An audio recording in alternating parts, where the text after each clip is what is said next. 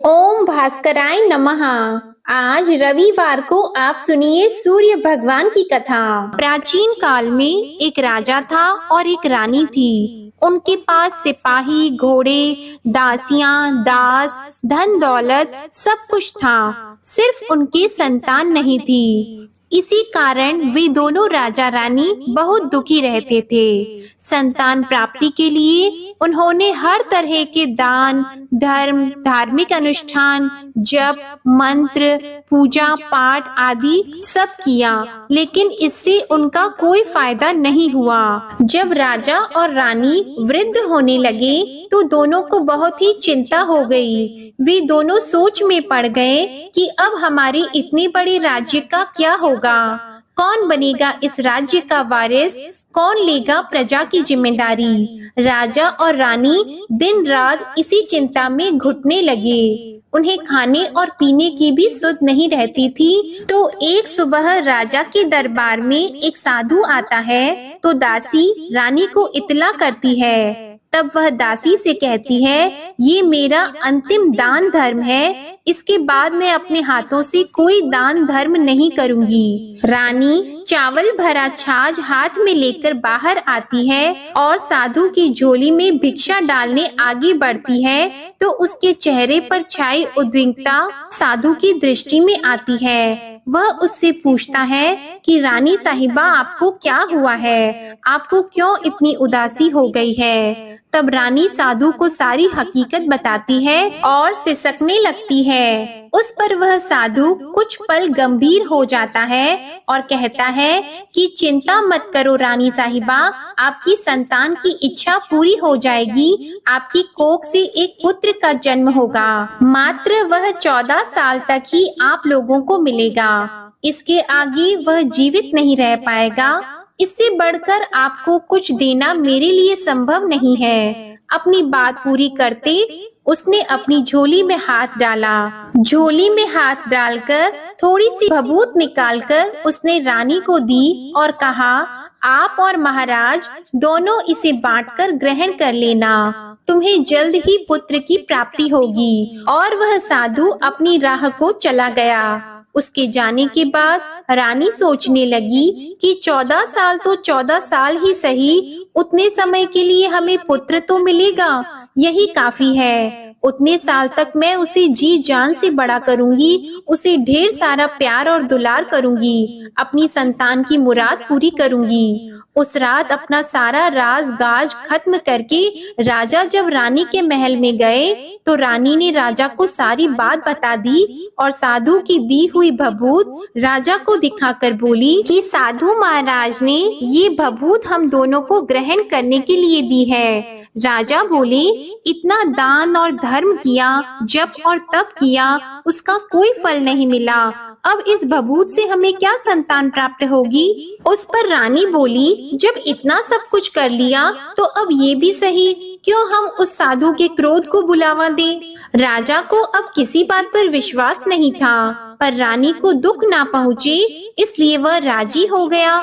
और राजा रानी दोनों नहाते धोते हैं, फिर अपने भगवान का नाम का स्मरण करते हैं, अपने पुरखों को स्मरण करते हैं और उस साधु महाराज का नाम स्मरण करके वह भभूत बांटकर दोनों खाते हैं। उसके बाद दोनों निश्चित होकर सो जाते हैं। तो कुछ दिन गुजर जाते हैं और साधु द्वारा कहे अनुसार रानी गर्भवती हो जाती है। उस पर राजा और रानी दोनों की खुशी गगन में नहीं समाती। राजा रानी से बोलते हैं, महारानी सचमुच साधु महाराज की कृपा हो गई। तो 9 महीने बाद रानी ने एक सुंदर पुत्र को जन्म दिया। राजा ने बड़ी धूमधाम से पुत्र का नामकरण किया।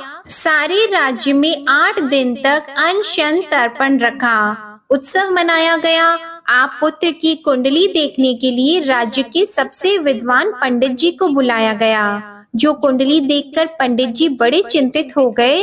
कहने लगे, महाराज हमारा राजपुत्र सिर्फ 14 साल तक हमारे पास रहेगा। राजा को इस बात की भनक तो थी ही, रानी को भी साधु महाराज की बात याद थी। दोनों चुप रह जाते हैं। उसके बाद राजा और रानी बड़े प्यार से बेटे की परवरिश करते हैं, उसकी हर ख्वाहिश पूरी करते हैं और थोड़े समय के लिए ही सही भगवान ने संतान की अपनी मुराद पूरी कर ली। इससे वे समाधान मानते हैं। राजपुत्र दिन प्रतिदिन बड़ा होता है। जब वह 7 साल का हो जाता है तो राजा एक अच्छे गुरु की नियुक्ति करके उसे पढ़ाई लिखाई घुड़सवारी आदि 12 विद्याओं का शिक्षण देते हैं। जब वह सब शास्त्र विद्या में पारंगत हो जाता है और 12 साल की उम्र का हो जाता है, तब एक अच्छी सी राजकन्या खोजकर उसकी शादी करा देते हैं। तो 2 और साल बीत जाते हैं। बेटा 14 साल का हो जाता है। एक दिन राजपुत्र राजा से बोलता है, पिताजी, मैं अपना सारा राज्य घूमकर देखना चाहता हूँ। आज तक मैंने सिर्फ इस रजवाड़े के अतिरिक्त कुछ देखा नहीं है। बेटे की बात सुनकर राजा चिंतित हो जाते हैं, क्योंकि पुत्र को 14वां साल शुरू हुआ ही था। अब कोई अनहोनी होने का वक्त नजदीक आ पहुंचा था, लेकिन राजा यह सब बातें पुत्र को बता नहीं सकता था। राजा अपने चेहरे पर खुशी लाकर बेटे से कहता है कि हाँ, जरूर जाओ बेटा, तुम्हें अपना सारा राज्य घूमकर देखना चाहिए। कहाँ क्या है ये सब जानना चाहिए। कल मेरे बाद तुम ही को तो राजा बनना है। मात्र एक बात का ध्यान रखें, तुम जहाँ जा रहे हो, क्या कर रहे हो, ये बात अपनी पत्नी को नहीं बताना। पुत्र कहता है, ठीक है पिताजी, आपने जो कहा है मैं वैसा ही करूँगा। राजपुत्र दिन भर अपनी पत्नी के साथ रहता है, खुशियाँ मनाता है और रात को 12 बजे वह उठकर बाहर चला जाता है। फिर सुबह होने से पहले वापस अपने महल में आकर सो जाता है। ऐसा बहुत दिनों तक चलता रहा और पुत्र का 14वां साल खत्म होने में कुछ ही दिन बाकी रहे थे। इतने में उसकी पत्नी यानी छोटी रानी रात में जाग जाती है। वह देखती है कि बिस्तर पर राजपुत्र नहीं है। वह महल में सब जगह देखती है तो राजपुत्र कहीं भी नजर नहीं आते। तो वह क्या करती, किससे कहती? वह चुपचाप रहती है। फिर वह सुबह होने पर देखती है कि उसका पति अपनी जगह सोया हुआ है। वह पति से कुछ नहीं पूछती है, लेकिन दूसरी रात भी जब वैसा ही होता है, तीसरी और चौथी रात और कुछ दिनों तक ऐसा ही चलता रहता है, तब रानी बहुत ही चिंतित हो जाती है। उसके मन में ढेर सारे सवाल उठते हैं, लेकिन उसे पूछने में डर लगता है। शायद पति गुस्सा कर बैठे। सास ससुर से पूछने के बारे में सोचा तो उसकी कुल मर्यादा बीच में आ जाती थी। तो इस तरह वह मन ही मन घुटती रहती थी। इस हालत में उसे खाने पीने में दिलचस्पी नहीं होती थी। वह दुबली पतली हो जाती है।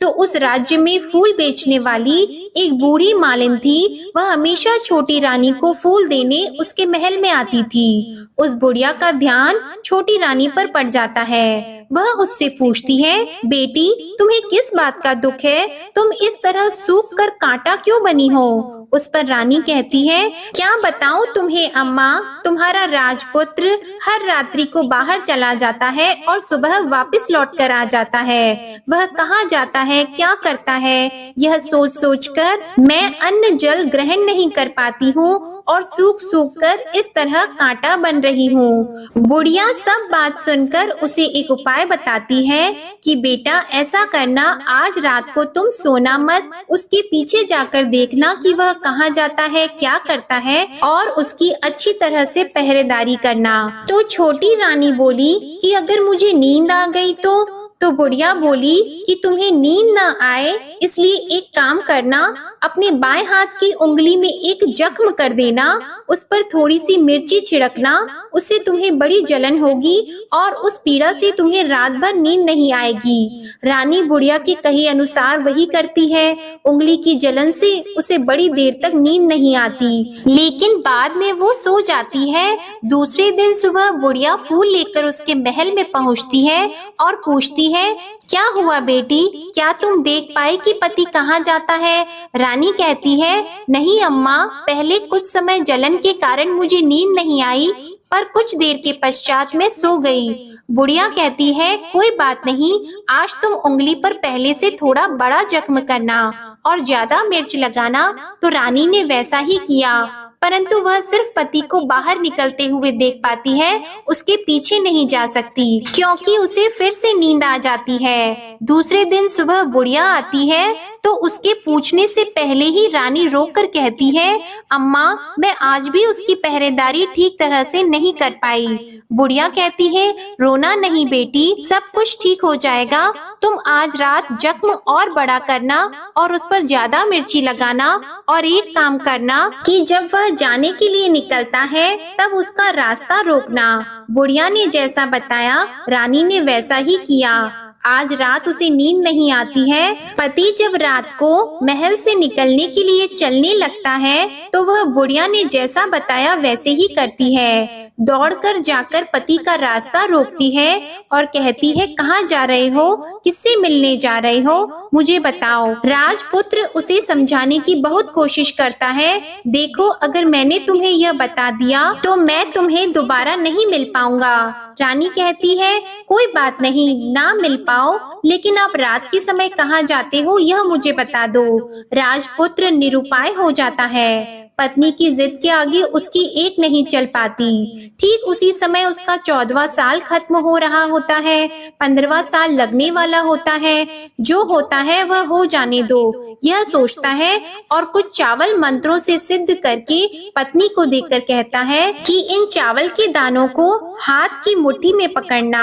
पहले दाएं हाथ में पकड़े चावल मेरे ऊपर फेंकना, मैं कौन हूँ तुम्हें पता चल जाएगा। बाद में बाएं हाथ में पकड़े चावल मेरे ऊपर फेंकना, मैं जैसा था तुम्हें मिल जाऊंगा। लेकिन यदि तुम बाएं हाथ के चावल मेरे ऊपर फेंकना भूल गई तो मैं तुम्हें कभी नहीं मिल पाऊंगा। रानी ने कहा, नहीं भूलूंगी। रानी बड़े आत्मविश्वास के साथ यह कहकर दाएं हाथ में पकड़े चावल पति के ऊपर फेंक देती है तो राजपुत्र एकदम एक विशाल घोड़ा बन जाता है। एकदम उम्दा सफेद गर्दन पर लंबी अयाल देखते देखते वह तेजी से दौड़ने लगता है।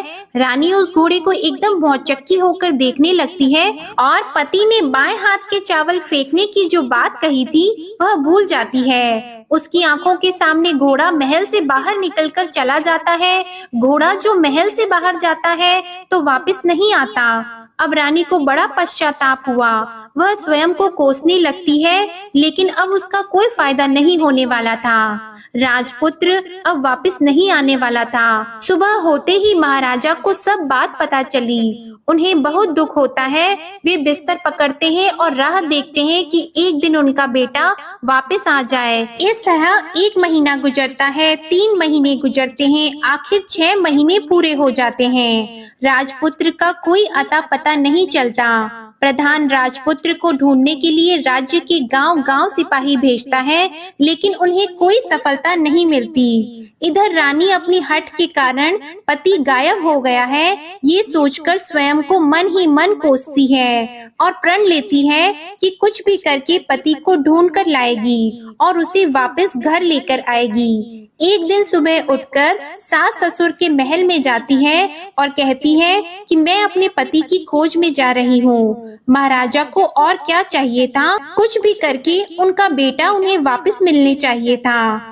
वे बहू को जाने की अनुमति देकर कहने लगे, बेटी तुम्हें जो चाहे वह करो, जहाँ जाना है वहाँ जाओ, लेकिन हमारे बेटे को वापस लेकर आओ। अब रानी अपना शाही भेष बदलकर एक सेठानी बन जाती है। कुछ दासियों को, कुछ नौकरों को साथ ले लेती है, कुछ सामान साथ ले लेती है और राज्य की सीमा पर जाकर वहाँ एक भोजनालय खोल देती है। वहाँ आने वाले सब यात्रियों को खाना मुफ्त में देने लगती है। मात्र एक शर्त रखी कि खाने वाले को उसकी देखी हुई कोई अजीब चीज उसकी मालकिन को यानी राजकन्या को बतानी पड़ेगी, तो वहाँ आने वाला हर नागरिक अपनी तरफ से मैंने ये देखा, मैंने वह देखा कहकर वहाँ से मुफ्त खाना खाकर जाता था। परंतु रानी को जो बात चाहिए थी वह अब तक नहीं मिली थी। ऐसे ही कुछ दिन बीत गए तो रानी के महल में फूल लेकर जाने वाली बुढ़िया के एक बेटा और बहू थे। उनका एक छोटा बेटा था, यानी बुढ़िया का एक पोता था।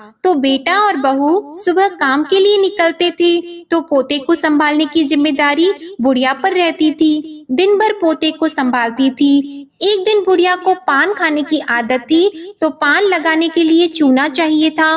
वह उसे तैयार करने के लिए सीपियां लेकर आई। इन सीपियों को भूनने के लिए गोबर के कंडे चाहिए थे।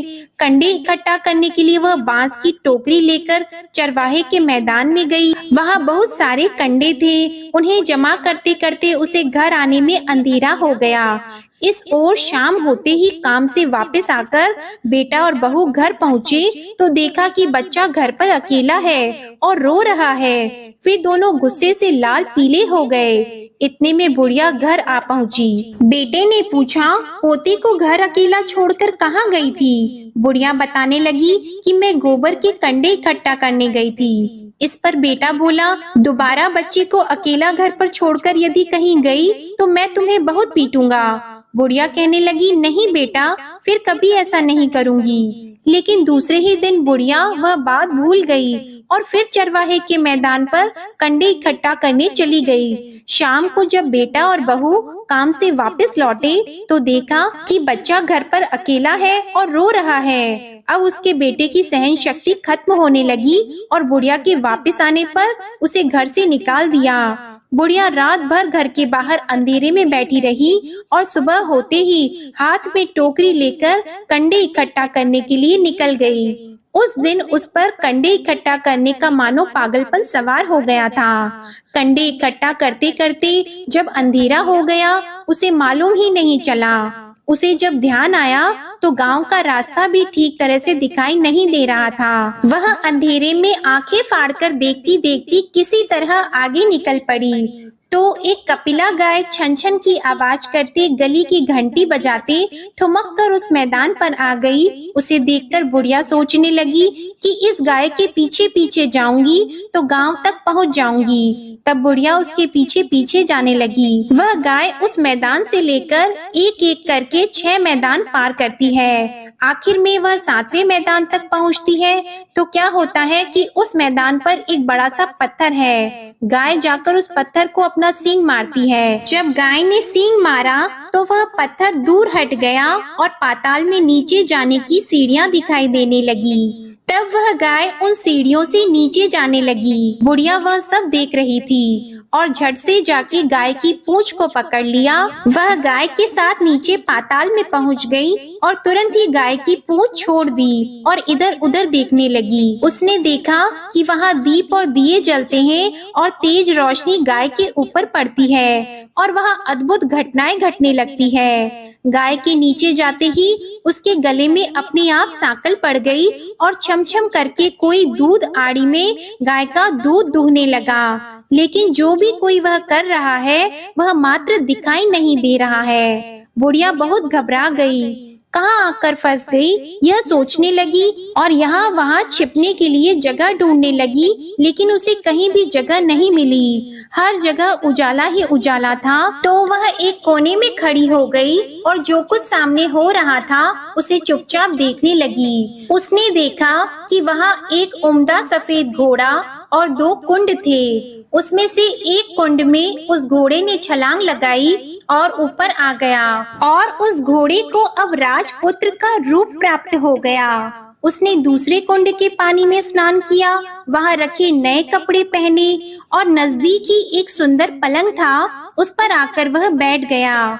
उसके सामने अपने आप 5 पकवानों की थाली आ गई। दूध की एक प्याली भी आ गई, 5 सुपारी आ गई। उसके सामने एक दिया जलता रहा और राजपुत्र ने खाना खाया, पानी पिया, 5 सुपारी खाई और बिस्तर पर लेट जाने से पहले सूर्य देव का स्मरण करके सामने जलते हुए दिए से पूछा, हे दीपंकर, मेरे माता पिता क्या कर रहे हैं? दिया बताने लगा, बेटे के शोक में डूबे हैं। राज कौन संभाल रहा है?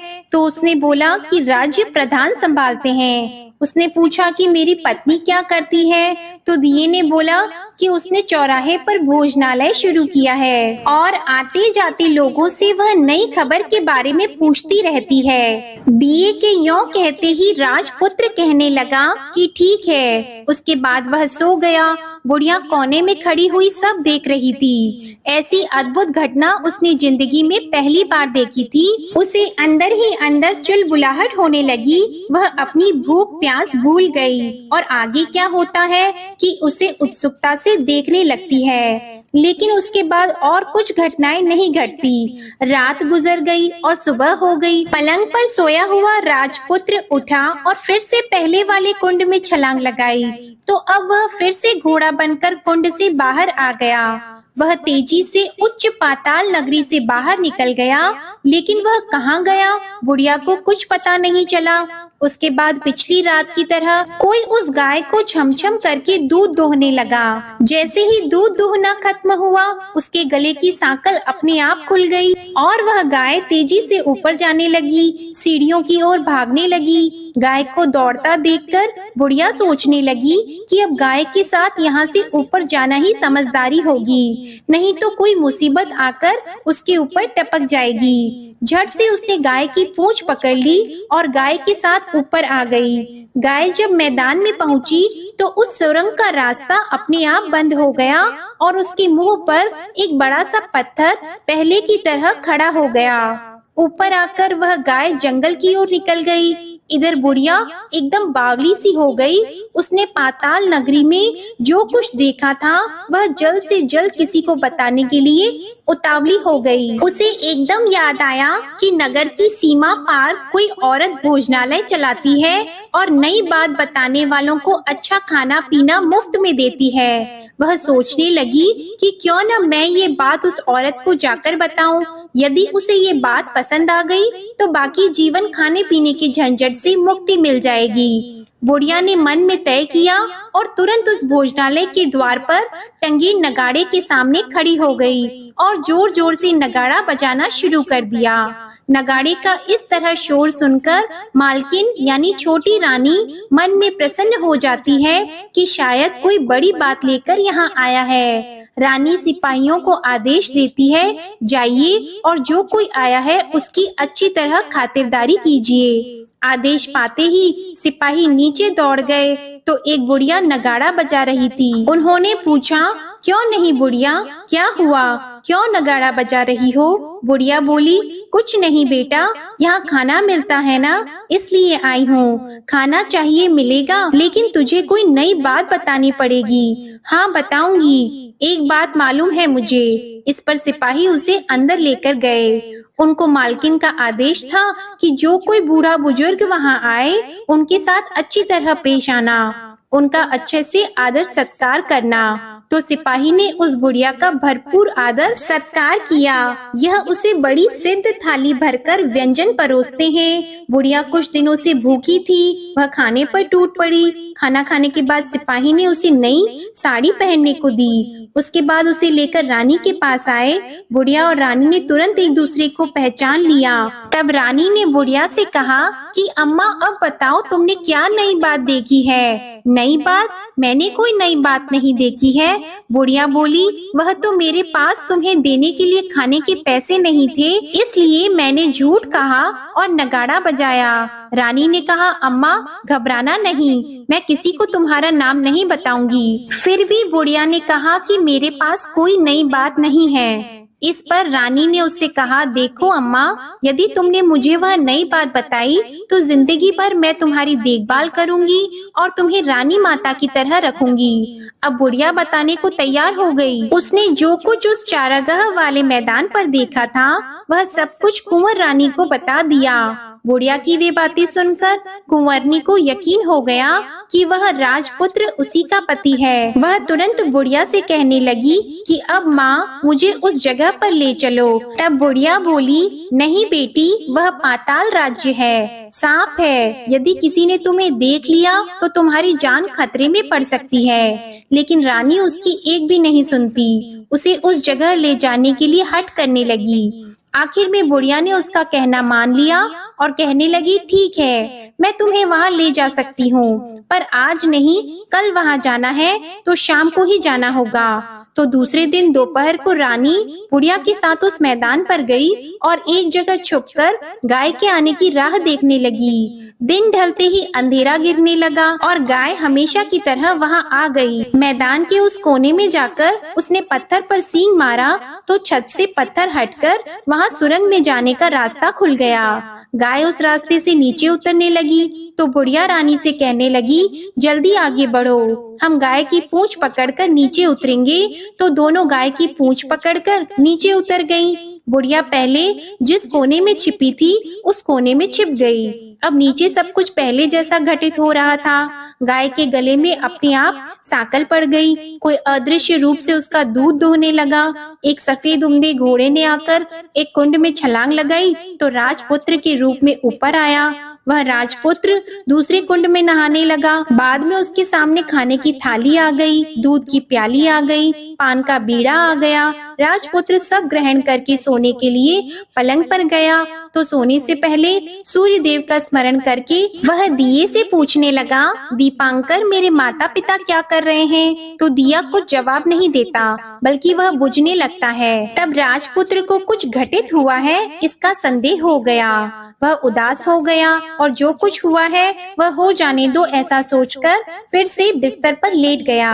अब रानी का संयम छूट गया। वह दौड़कर पति के पास गई और उसके पैर पकड़ने के लिए आगे बढ़ने लगी। राजपुत्र तुरंत ही पत्नी को पहचान गया। वह छत से पीछे हट गया और चिल्लाने लगा, नहीं नहीं, मुझे मत छूना, सर्वनाश हो जाएगा। रानी दोनों हाथ जोड़कर पति से अपनी भूल स्वीकार करने लगी। स्वामी, मुझसे भूल हो गई। मुझे आपसे नहीं पूछना चाहिए था कि आप रात को कहाँ जाते हो। मैं अपनी भूल स्वीकार करती हूँ। मुझे मेरी भूल की सजा मिल गई है। अब आप घर चलो। आपके वियोग में आपके माता पिता ने बिस्तर पकड़ लिया है। आपकी प्रजा भी बहुत दुखी है। उस पर राजपुत्र कहने लगा, वही तो एक बार तुम गलती कर बैठी हो, अब दोबारा मत करना, नहीं तो अब मैं तुम्हें जो दिख रहा हूँ वह अभी नहीं दिखूंगा। रानी अब विलाप करने लगी, जोर जोर से जमीन पर सिर पटकने लगी। राजपुत्र के मन में उसके प्रति दया उत्पन्न हो गई। वह उससे कहने लगा, यदि तुम मुझे पाना चाहती हो तो तुम्हें एक काम करना होगा। काम कठिन है लेकिन वह तुम्हें अकेले ही करना होगा। रानी ने कहा, कहो स्वामी, कितना भी कठिन काम हो मैं वह पूर्ण करूंगी। रानी कहने लगी। इस पर राजपुत्र ने उसे बताया, इस पाताल से ऊपर जाते ही तुम्हें एक घना जंगल नजर आएगा।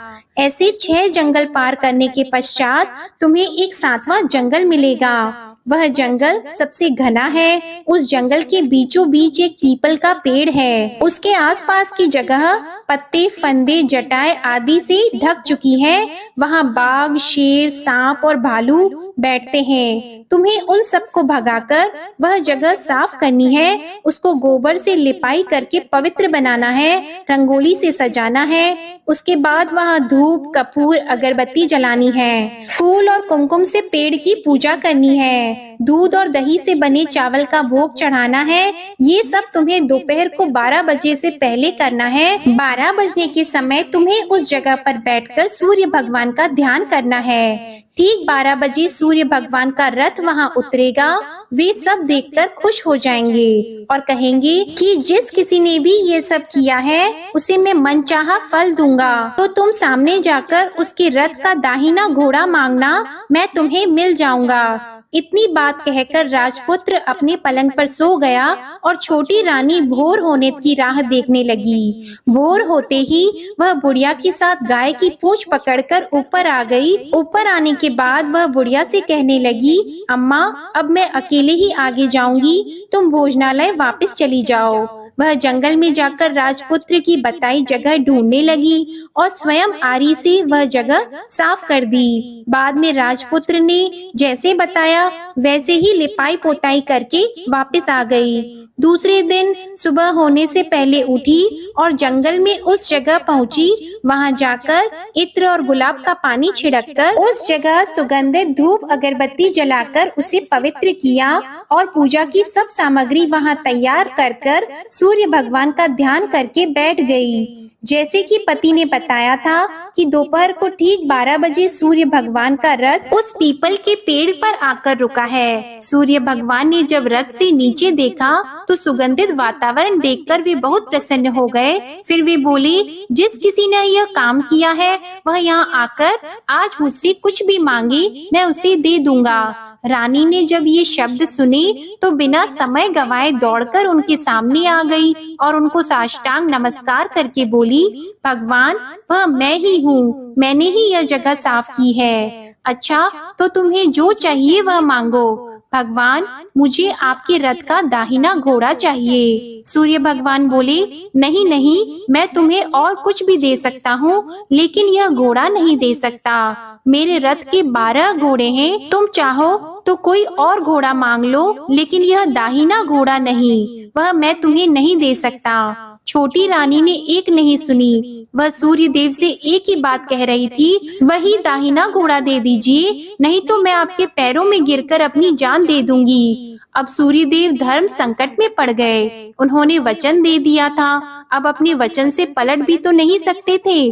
ठीक है, दे दिया तुम्हें घोड़ा, सूर्य देव ने कहा। फिर एक बात और भी कही, देखो मैंने तुम्हें घोड़ा तो दे दिया है, लेकिन वह तुम्हें यहाँ नहीं मिलेगा, तुम्हें उसे पाताल में जाकर लाना होगा। रानी बोली, पाताल में ही क्यों भगवान, मैं उन्हें पाने के लिए कहीं भी जा सकती हूँ। रानी को वचन देकर सूर्य देव अपने मार्ग को चले गए और इधर रानी जंगल से अपने भोजनालय में आ गई। फिर वह बुढ़िया को लेकर उस मैदान पर आ गई और जल्दी ही शाम हो गई। शाम होते ही वहाँ वह गाय आ गई और उसने सींग मारकर सुरंग का पत्थर हटाया और नीचे उतरने लगी। रानी और बुढ़िया जल्दी जल्दी उसकी पूंछ पकड़कर नीचे उतर गईं। नीचे पाताल में सब घटनाएं पहले की तरह ही घटने लगी। घोड़े का एक कुंड में नहाकर राजपुत्र बन जाना, नहा धोकर पलंग पर जाकर बैठना, तो उसे खाने की थाली, दूध की प्याली आना, पान का बीड़ा आना। लेकिन आज एक नई बात घटी। आज 2-2 थाली, 2-2 दूध की प्याली और 2-2 पान के बीड़े उसके सामने आए। वह कुछ नहीं बोला।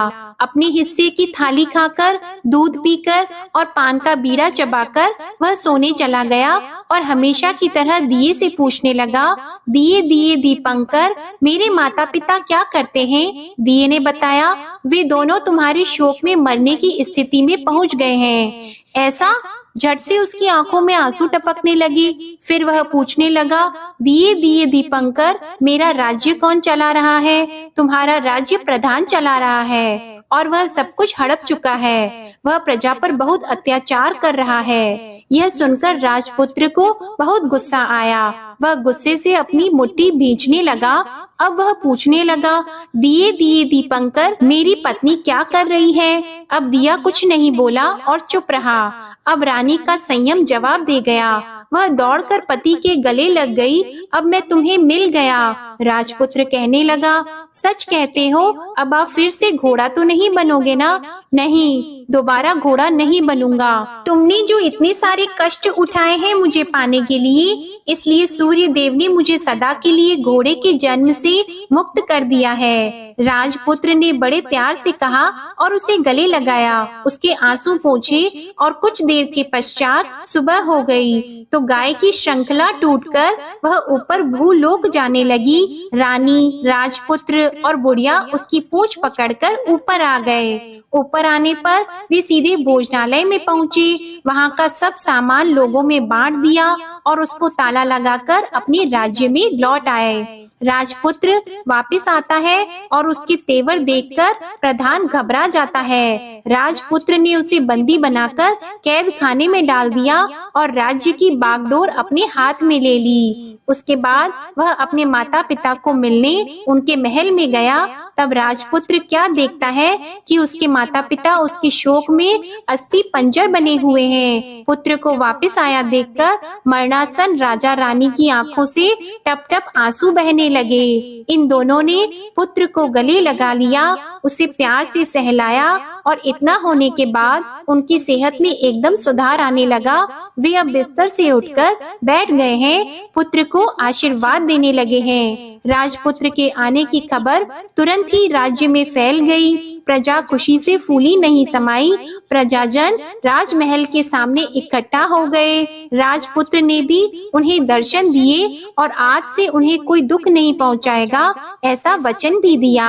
अब राजा अपने पुत्र का राज्याभिषेक करके उसे सिंहासन पर बिठाता है और बहू को महारानी का दर्जा देता है और स्वयं अपनी पत्नी के साथ ईश्वर स्मरण करते खुशी से दिन बिताता है। महाराजा बना राजपुत्र अच्छी तरह से राज्य चलाने लगा और अपनी पत्नी के साथ सुख शांति से जीवन बिताने लगा। उस बुढ़िया को रानी ने अपने ही पास रख लिया और उसकी अच्छी तरह से देखभाल करने लगी। बुढ़िया और उसके बुढ़ापे के दिन खुशी से गुजरने लगे। प्रेम से बोलिए सूर्य नारायण भगवान की जय। आपको आज की कथा पसंद आए तो वीडियो को लाइक कीजिएगा, शेयर कीजिएगा, कमेंट में भगवान श्री सूर्य नारायण की जय लिखिएगा और चैनल को भी सब्सक्राइब करिएगा।